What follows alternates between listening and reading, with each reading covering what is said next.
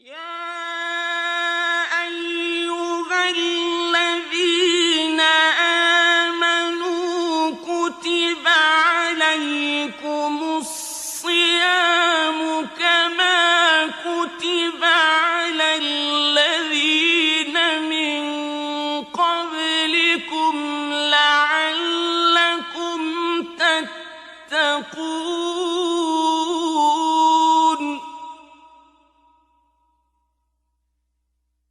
اعوذ باللہ من الشیطان اللعین الرجیم بسم اللہ الرحمن الرحیم وصلی اللہ علی محمد وآل بیتہ الطیبین الطاہرین المعصومین۔ سرزمین نجف اشرف حرم امیر المومنین صلوات اللہ وسلامہ علیہ سے قرآنی صورتوں کے فضائل کا سلسلہ سورہ الذاریات اور سورہ الطور تک پہنچا ہے۔ رسول خدا صلی اللہ علیہ وآلہ وسلم کا ارشاد گرامی ہے، من قرأ سورۃ والذاریات فی یومہ او فی لیلتہ، جو بندہ دن کے وقت یا رات کے وقت سورہ الذاریات کی تلاوت کرتا ہے، اصلح اللہ لہ فی معیشتہ، اللہ سبحانہ وتعالی اس کی معیشت میں بھلائی کرے گا، اس کی معیشت میں بہتری ہوگی۔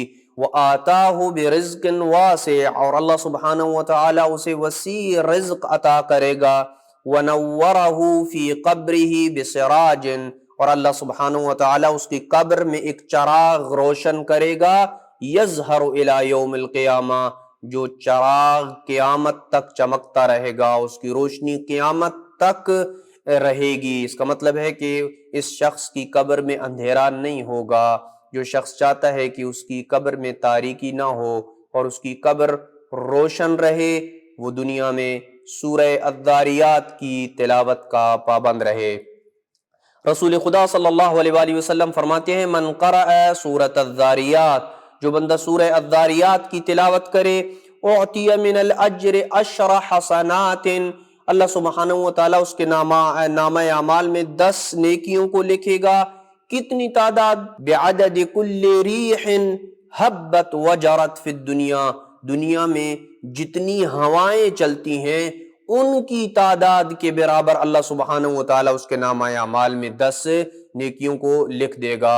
واقعاً اللہ سبحانہ وتعالی کی قدرت اور اس کی رحمت کا اندازہ ان روایات کی روشنی سے لگایا جا سکتا ہے کہ جو بندہ ایک سورہ کو پڑھے، کائنات میں کتنی ہوائیں چلتی ہیں ان کی تعداد کے برابر اللہ سبحانہ وتعالی اس کے نامہ اعمال میں 10 نیکیوں کو لکھ دے گا۔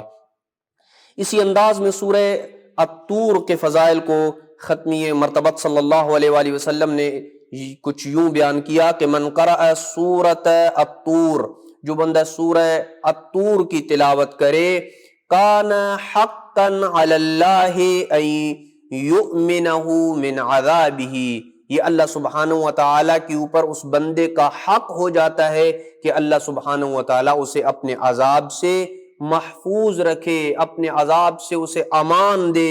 وَأَن يُنْعِمَهُ فِي جَنَّتِهِ، اور اپنی جنت میں اسے نعمتوں سے نوازے۔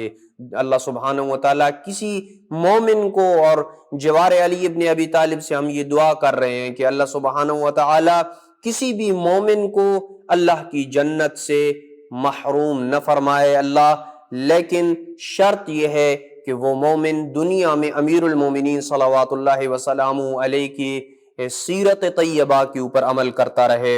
امام محمد باقر علیہ السلام فرماتے ہیں، من قرأ سورۃ الطور، جو بندہ سورہ الطور کی تلاوت کرتا ہے، جمع اللہ لہ خیر الدنیا والآخرہ، اللہ سبحانہ وتعالی دنیا و آخرت کی خیر اس بندے کے لیے اکٹھی کر دیتا ہے۔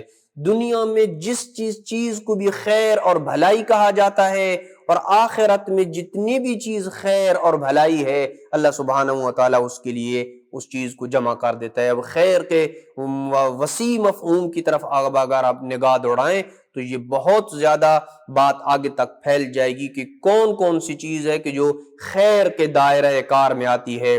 رزق، اولاد، حج، زیارت، صحت، یہ ساری کی ساری چیزیں اللہ کی طرف سے خیر کے مصادیق ہیں۔ پس جو چاہتا ہے کہ اسے خیر نصیب ہو، رزق نصیب ہو، اولاد نصیب ہو، زیارت نصیب ہو، حج بیت اللہ نصیب ہو، اور شفاعت محمد وآل محمد نصیب ہو، وہ سورہ الطور کی تلاوت سے اپنے آپ کو محروم نہ کرے۔ دعا ہے کہ اللہ سبحانہ و تعالی ہمیں ان قرآنی صورتوں کے فضائل کو سمجھنے اور ان کے اندر موجود مطالب کو اپنی زندگی کے اوپر نافذ کرنے کی توفیق نصیب فرمائے۔ وصلی اللہ علی محمد وآل بیتہ الطیبین الطاہرین المعصومین۔